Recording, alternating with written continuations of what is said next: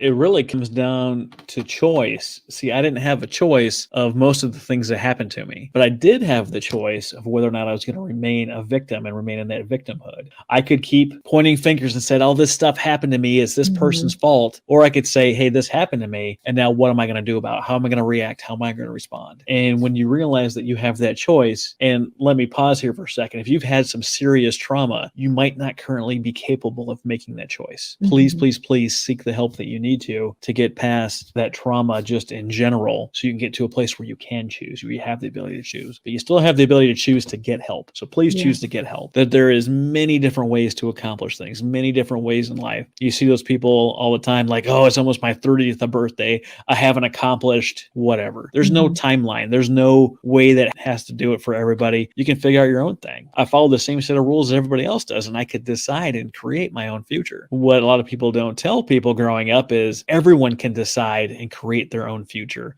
You get to design what your day looks like, and you just go work some 9 to 5 job or some hourly job. You've decided that you want your day to look like that. And it doesn't have to be if you don't want it to be. Maybe you need education. Maybe you need to meet the right people. Maybe you got to change your circle of friends. It wasn't until my mid-20s that I realized, even though I was doing good things in the Navy, I didn't have the right group of friends. The people that I hung around with didn't care about their careers, their education, their families, and really weren't that great of people. You have the choice to change the people you hang around. People are like, "Well, where do I find board members?" Well, that big plaque you see when you drive into any town, and it tells you who the service organizations are, whether you've got VFW, American Legion, Masonry, Rotary Club, Chamber of Commerce. Those are the people that are involved in helping their city grow. And those are the kind of people that you need to hang around. They're going to help you start your own business, get you where you want to be, a nonprofit, help spread your message and care about you as a person. If you're not hanging around with people like that, that's where they're going to be. They're hiding in plain sight. Go talk to them, figure out how you can do it better. Figure out who you can meet that is achieving the thing that you want to achieve, and hang out with that person. Ask for a mentorship relationship, talk to them, have a conversation, get introduced. Don't be scared. It's already no if you don't ask. The only chance you have of getting a yes is by asking.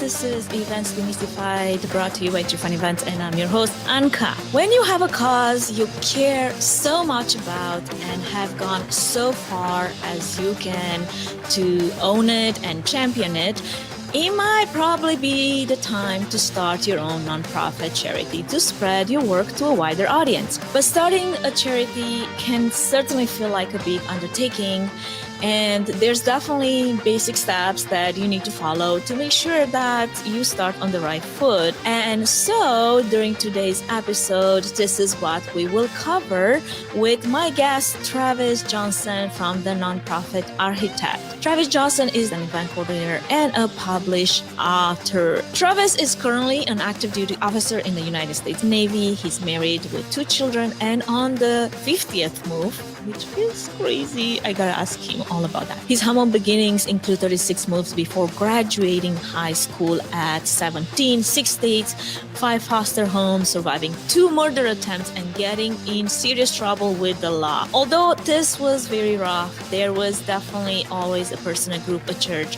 willing to help him and his family. And now he's in that position where he can give back, and he's made it his mission to help the helpers.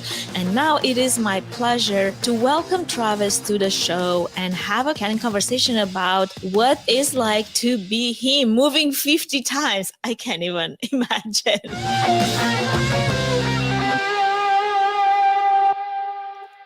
Travis, welcome to the show. And wow, that's crazy. You need to tell me all about the 50 times that you moved in your life. But before we get there, just tell me, how are you? Good to see you. I'm doing well, Anka. Thanks for having me on the show today. Absolutely. Now let's just break the ice with the story behind your life. Just tell us everything. Well, I mean, how long is your program today? You got a Well, we have couple about hours, like 5 hours. 5 hours? Oh, easy. I can get everything out in 5 hours. That's no problem at all. But really, like in just a few words, 50 moves. That's a lot.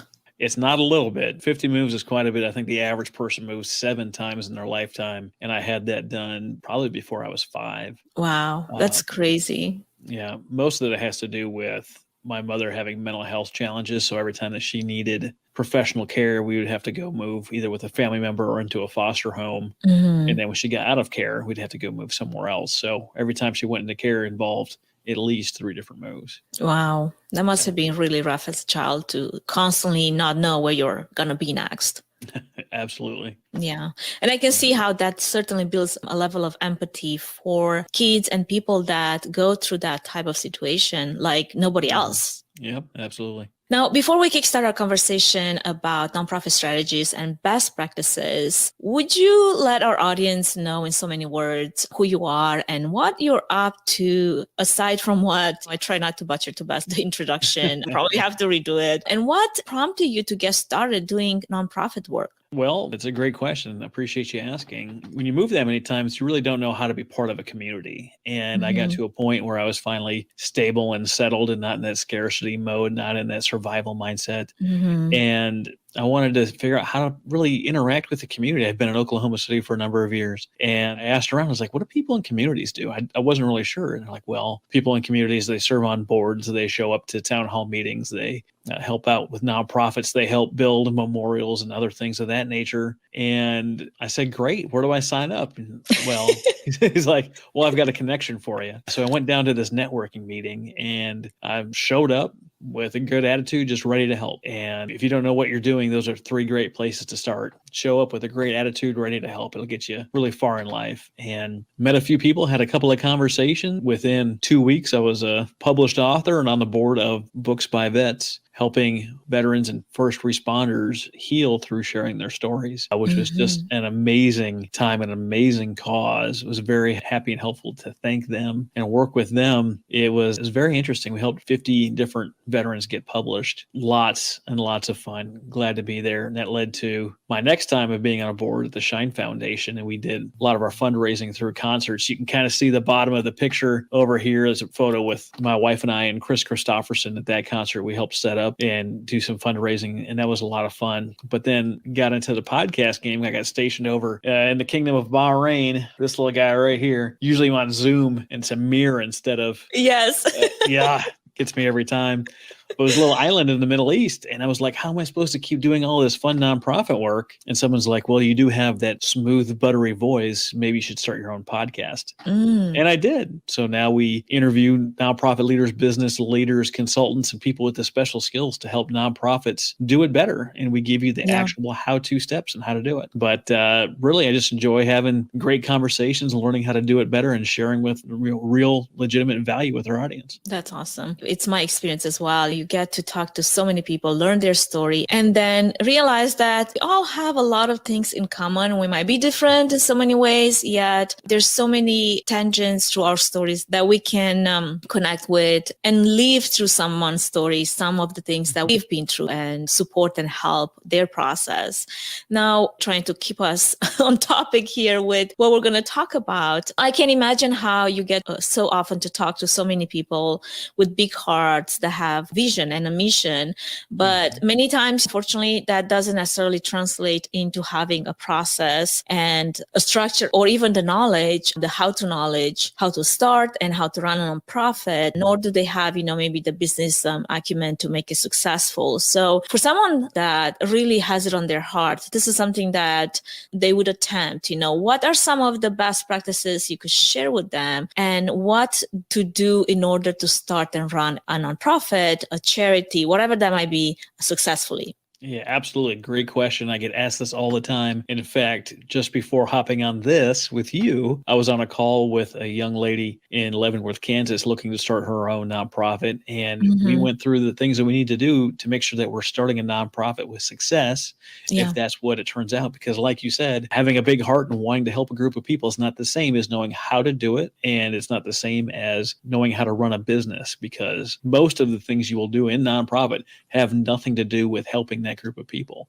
Everyone wants to start for the services that they want to provide, but that doesn't help you in fundraising, admin Yeah. work, dealing with a board, volunteers, and all of those other things. So we want to really make sure that starting a nonprofit is the right thing to do. So Yeah. the first thing we got to do, we've got to survey the area. We've got to find out who in our neck of the woods, who in our city or our local area is doing something similar or the same as what we're wanting to do. There's a lot of great tools out there. You have your local Center for Nonprofits, and you have interactionnetwork.org, where you can go and search based on zip code and type of services to see what's offered in your area. And you want to have conversations. What are they providing? Where can you plug in? Because potentially it's a lot easier to plug into an already existing program and you just come in and do the thing you want to do, right? You want to help homeless veterans. You want to help develop children. You want to help through whatever you're looking to do. And it's much easier if someone else is already doing it. You can volunteer and sign on with your passion and get started this week, as opposed to starting a nonprofit and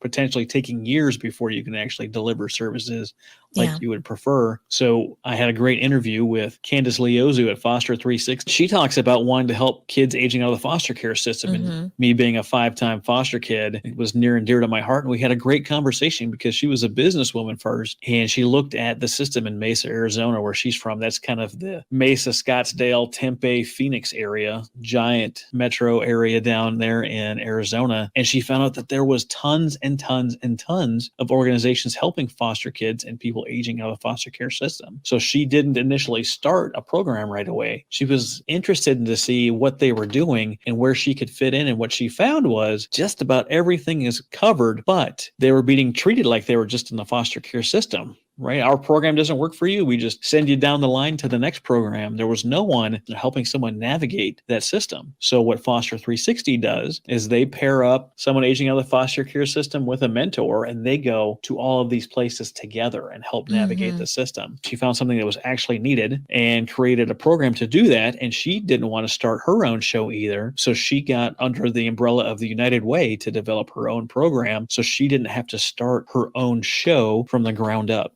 So she found what was actually needed, what was in the area where the gap was, created a service to fill that gap. And then she still didn't even start really her own thing. She started under the umbrella of someone else, which is what we're trying to do. Because if we have that on our hearts to help a group of people, that's what we should do. Find someone that's already doing it and add in there. Find a way to plug in and get started today instead of starting our own nonprofit. Which is such a huge undertaking, especially if you've never done it before, right? So at what point would you say then you could attempt to go on your own now that you've done all these prior steps to quantify, is this something that really will make a difference in this specific area that I'm trying to serve here? What we really want to take a look at is the strategic plan, because if we want to provide a service, we might have experience in that, but it's similar to starting your own business. Just because I might be a software developer doesn't necessarily mean I should start my own software development business, because although I know coding and how to make the things on the screen move, I might not have any idea how to start the business. Yeah. So you have to start a lot by learning. And really a big part of that is creating your strategic plan. What does this look like? How is this going to be built out? Who are my players, right? Who am I going to have on my board? Keep in mind, this is not your buddy and your hubby and your sister-in-law. These are people that are going to help your nonprofit grow. You want it to reflect the community. You want it to be in skills that you might not have the skills in, right? This might be entrepreneurship, business ownership. It might be legal services or a CPA. There's lists out there you can find. I know I've had discussions where people, they lay out, this is what your board needs to look like, but you need to have a couple of players that are willing to give you about 10 hours of time a week. Now, you're probably not going to have 10 hours of work for them to do, but if they're not willing to say they have 10 hours available, they probably aren't the people that you want helping you get this thing started, because you're not doing it on your own. You're doing it as a team. You really need to understand, if you're trying to start something like this, that you'll need to have time for strategic planning. You'll need to have time to create a team that's going to do work with you, not necessarily necessarily for you, but you can't do it on your own without a good team. There just isn't enough time, and you don't have all the skills yourself to make this thing work. The next thing you need to know is, how are you going to fund this thing? What is the program actually going to cost to deliver? And not just the cost of delivering the program, but the cost of administering the programs. And then if you're going to have paid staff and what that looks like. I know there's a lot of discussions out there about people doing their own thing and trying to be all volunteer, and they're really proud of that thing. But I've run into a lot of donors that won't donate to an all volunteer staff, because if those volunteers leave, and I know, of course, paid staff can leave as well, but like, if I give you this $50,000, who is in place to keep this thing up and running? Where's the structure at? Who's actually working for the nonprofit? I am not a fan personally, and I don't know everything. I'm not a fan of executive directors that don't get paid. It's not some kind of badge of honor to me. They're wearing themselves out. And how long is it? It really is just a countdown until they get burned out and quit. Yeah. No, absolutely. And that is the story of so many nonprofits and good missions that end up providing really good services for the community and then burning out, like you said, because they don't have that structure in place to be able to just use some of the support around them so they don't have to do everything. And I've seen this again and again. I'm on the board on a few nonprofits as well. And I was going to make a little joke. You mean like meeting once a year for the nonprofit board meeting is not enough to run a nonprofit? No, not effectively. Not effectively, for sure. Absolutely. Now, on the same nonprofit strategies for success topic, could you share your best tips to identify sponsorship opportunities for nonprofits, and what kind of steps you need to take to discover what you have to offer as a nonprofit to your sponsors to even get in front of them? That's definitely something that I talk about. A lot of people that have been in the nonprofit world for a long time really do not like what I have to say. They've been doing it the same way for 50 years. Rock the boat, Travis. Time to rock the boat. I've had people call me the nonprofit heretic because they can't possibly believe that I would speak the way. It's a completely different way of doing business, because I don't do sponsorships the way that you're talking about. If I am going to partner with a business, I want everyone to have value, because the standard sponsorship is begging a business for money. Hey, could you please give me some money? It would be really great. We'll put your logo over here. And won't that be wonderful? Yeah. I don't really feel like that has a lot of value. What I like to do, and actually the guy that does this, the guy that I interviewed, Isaac Belden, is actually in Boise with you. We offer credit card processing services. So the business itself gets a lower rate with a flat fee on everything. Right now there's Square and there's Stripe and there's PayPal, and they find a lot of reasons to charge you more than their advertised rate. We don't do that. We charge you a flat rate, so the business themselves gets more money in their pocket to build their business, to take care of their families, or whatever their vision is. The credit card processing company gets paid as well, but from that fee, a portion of that fee goes directly to a nonprofit of your choice. So if you're in the business thinking about this, and I don't know why you're listening to a nonprofit show, but there's ways to do this things at 12B Gives, who's out of Boise, Idaho. And if you're not a fan of Idaho, I've got friends in other parts of the country who do the same thing. Everybody's a fan of Idaho. Travis, what are you talking about? You have no idea how many people are moving in right now. California and Oregon.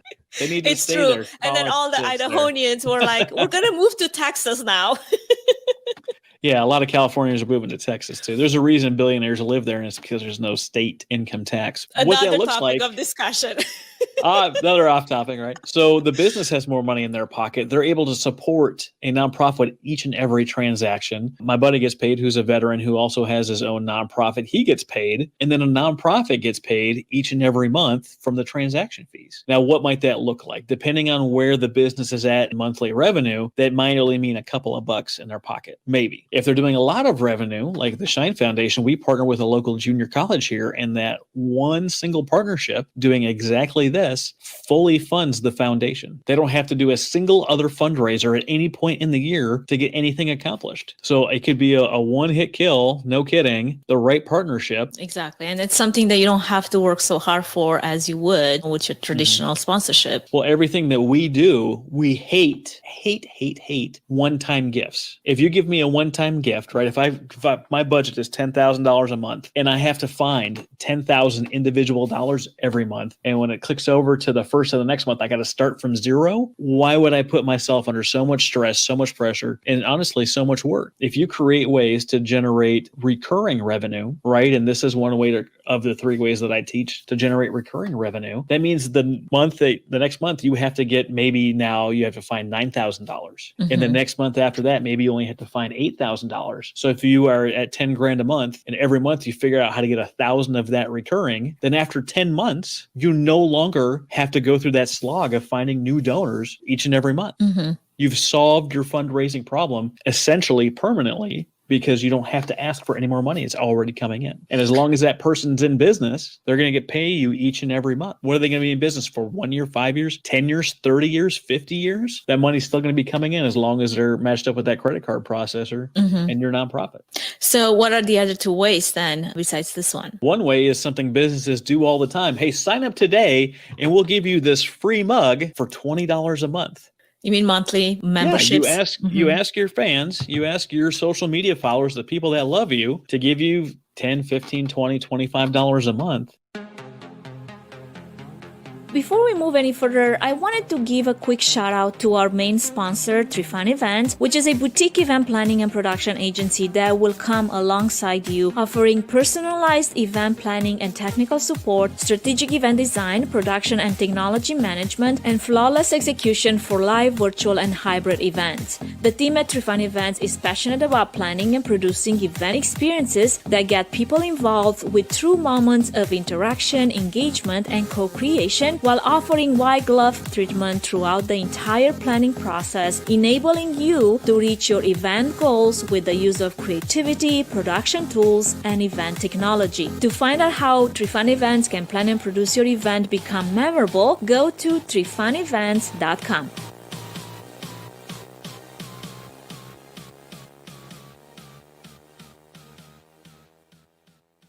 I love that we're touching on this, because this was a topic that I was discussing with just a recent fundraising expert, and we didn't get the chance to get into this. we were talking about something else related to sponsorships. So I want to hear more about this, like what is the process for doing this and the best practices really.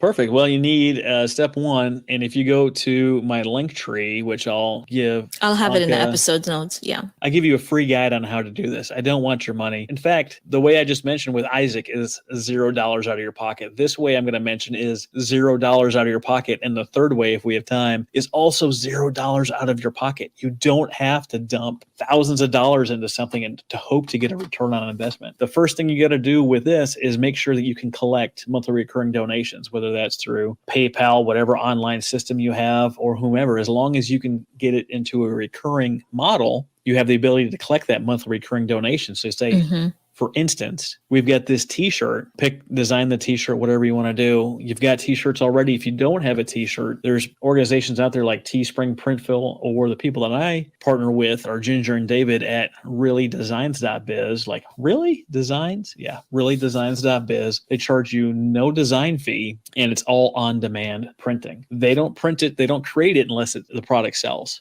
So if you've got a t-shirt that you want to put out there, if you've got a mug, a hat, patch, poker, whatever the thing is, they won't make it. They'll charge you $0 unless someone buys it. Someone buys it, they go in there, they create it, they package it, they ship. At the end of the month, you get the money for whatever is agreed upon. That way you don't have to carry inventory. You don't have to buy 1,000 shirts up front. You have the shirts. Now you have to go mail these things. Who's got the time for that? They don't do that. There's a fee, but the fee happens only if you're getting paid.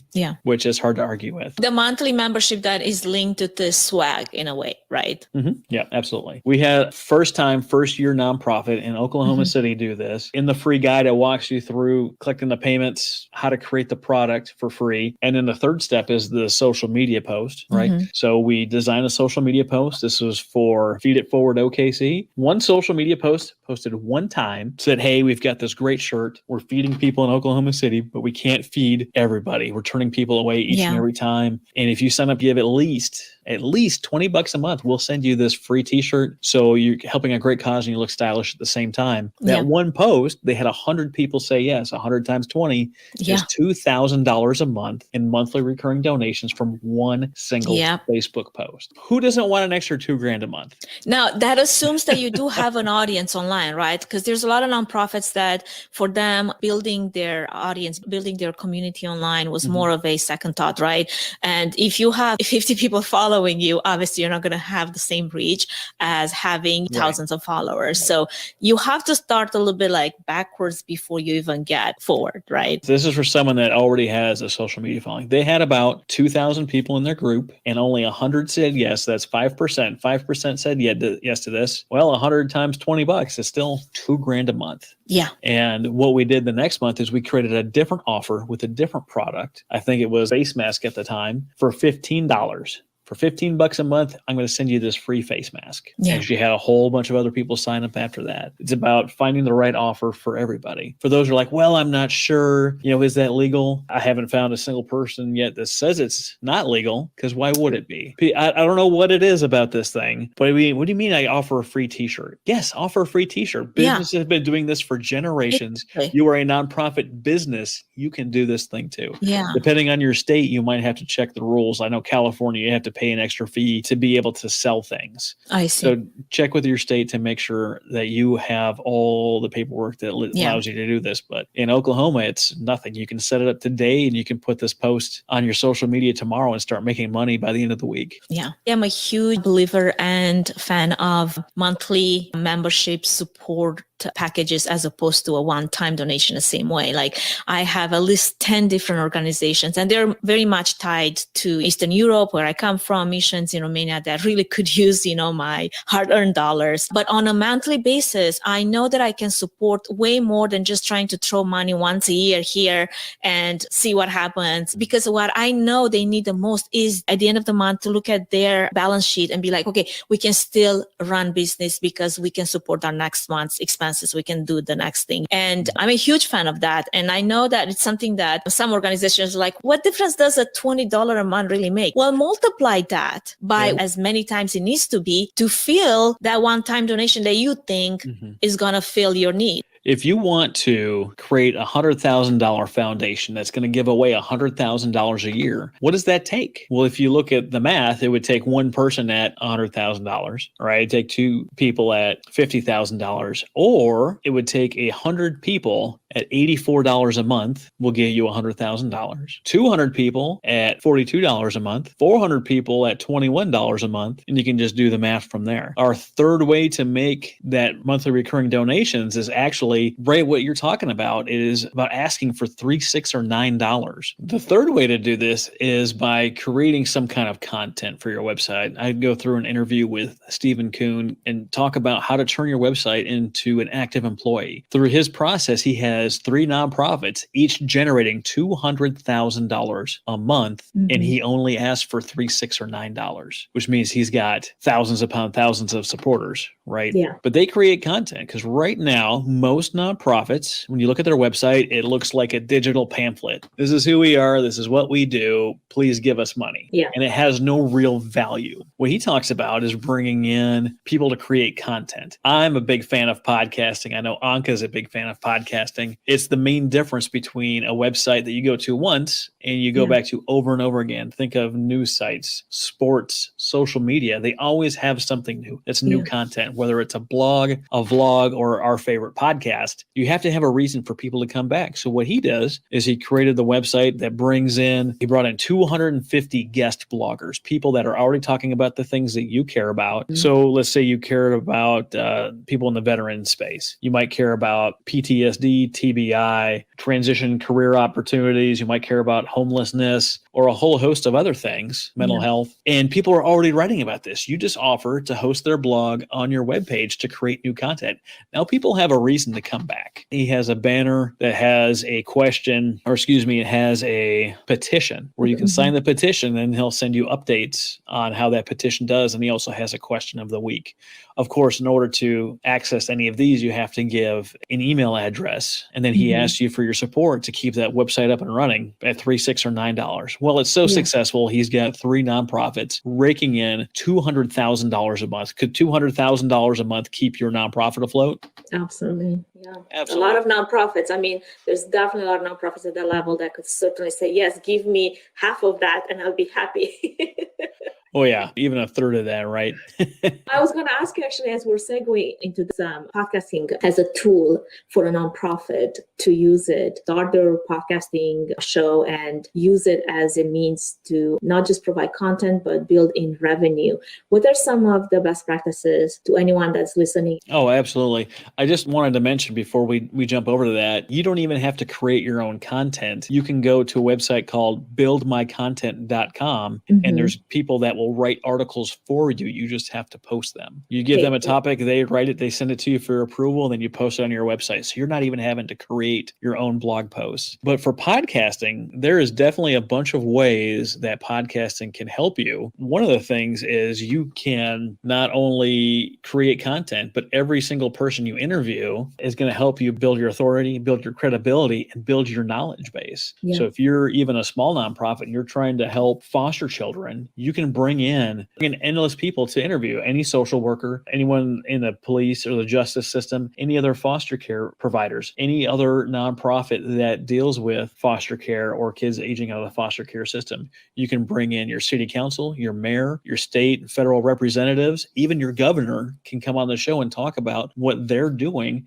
to help your cause. So what does that do for you? Now, anyone at the state, city, or federal level is they now know who you are. And anytime something comes up in their world involving this, they're going to go to the expert, which is now you, because you interviewed them on your show. Yeah. Right? You're now seen as the expert. Every person that I get to interview helps me get a little bit smarter on everything nonprofit. Absolutely. And I've had some fantastic guests, and this is a lot of amazing information, Travis, that you're sharing, because it's something that, unbeknownst to me, the reason why I started my podcast is because I wanted to have fun. Really. No, actually, I wanted to learn more things that, like, you learn a little bit from everyone by just having a conversation, by just being willing to hear the other side of the topic. And you might think you might know everything about something, yet if you start listening to the other perspective, there's always something that you don't think about. Because let's be honest, as long as we live, we're going to learn. I mean, that's the ideal. I mean, that's the growth mindset that we should all have. So thank you for sharing all those things. Couldn't agree more with what you're saying there.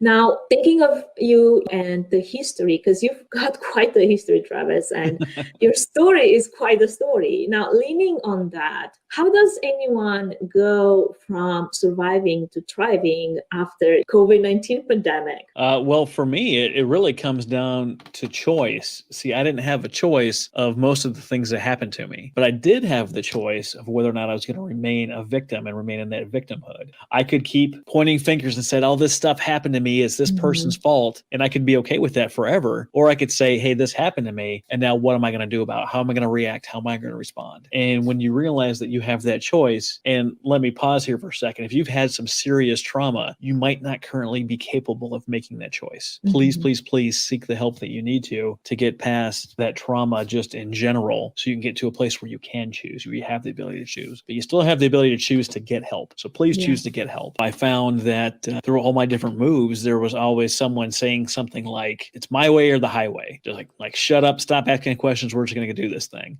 But I found that people doing the same thing in different places all said the same thing, my way or the highway, but they were doing it differently, which means that there is many different ways to accomplish things, many different ways in life. You see those people all the time like, "Oh, it's almost my 30th birthday. I haven't accomplished whatever." There's no timeline. There's no way that has to do it for everybody. You can figure out your own thing. I didn't know what to do after high school. I graduated at 17. I was working 3 jobs. I was opening up at Burger King, driving across town to work at the lunch counter at the bowling alley, going to Walmart to unload truck from 5 to 2 in the morning. And, I was doing that 5 days a week. And my dad approached me. He's like, "Hey, there's this job out at the community college working in the maintenance crew. They pay $18 an hour. Now this is $10 more an hour than I was making in any other job." And I was like, "Dad, I already got 3 jobs. I don't have time for another job." He's like, "Get rid of those 3 crappy jobs and get one good job." Right. And I understood what he was saying, but I didn't think that was the right job for me. I ended up joining the military. I wanted my college to be paid for. I wanted to have opportunities to grow and learn and to serve. And that was really kind of one of the beginning points of my life changing, because they didn't care who I came from. They didn't care about my past or my problems. It didn't matter how much money I made. As long as I showed up ready to work in the uniform of the day and all that other stuff, I followed the same set of rules that everybody else does. And I could decide and create my own future. What what a lot of people don't tell people growing up is everyone can decide and create their own future.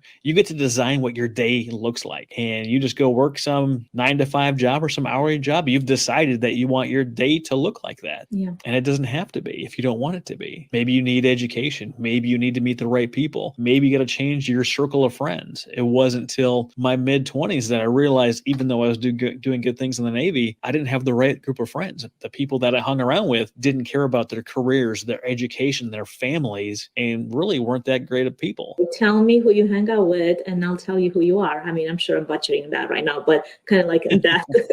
It was exactly right. I started hanging out with people that cared about their education, cared about their careers, cared about their faith, cared about being good husbands and good fathers. Mm-hmm. And as soon as I did that, everything changed. Yeah. All of a sudden, I got accepted for an officer program in the Navy. They sent me to college full time, got my commission, got my degree, then sent me to flight school. That wouldn't have happened if I hung out with the old group of friends. Yeah, absolutely. If you find that you're not where you want to be and you're spending your time in front of the TV or drinking at the bar on the weekends or drinking at home or going gambling or whatever the thing is, those people you hang around with are going to help you keep doing those things. If you're not okay with that, you have the choice to change the people you hang around. People are like, well, where do I find board members? Well, that big plaque you see when you drive into any town and it tells you who the service organizations are, whether you've got VFW, American Legion, Masonry, Rotary Club, Chamber of Commerce, those are the people that are involved in helping their city grow. And those are the kind of people that you need to hang around. They're going to help you start your own business, get you where you want to be a nonprofit, help spread your message and care about you as a person. If you're not hanging around with people like that, that's where they're going to be. They're hiding in plain sight. Go talk to them, figure out how you can do it better. Figure out who you can meet that is achieving the thing that you want to achieve and hang out with that person. Ask for a mentorship relationship, talk to them, have a conversation, get introduced. Don't be scared. It's already no if you don't ask. The only chance you have of getting a yes is by asking. Absolutely. And sometimes it does take a little bit of getting out of your comfort zone. You're not going to accomplish much if you just stay in your cocoon of safety of like hiding behind closed doors and be like, well, I can't wait for them to come to me. Success doesn't live in your comfort zone. The body of your dreams doesn't live in your comfort zone. Millions of dollars don't live in your comfort zone. They're just beyond it. Absolutely. Well, thank you so much, Travis, for sharing your heart and your best tips on how to get a nonprofit off the ground, but also really good common sense advice for living the life that you always wanted, but you just need to go and get it, like grab it. You can't just wait for it to happen to you and make the choices and the changes that are required to get there.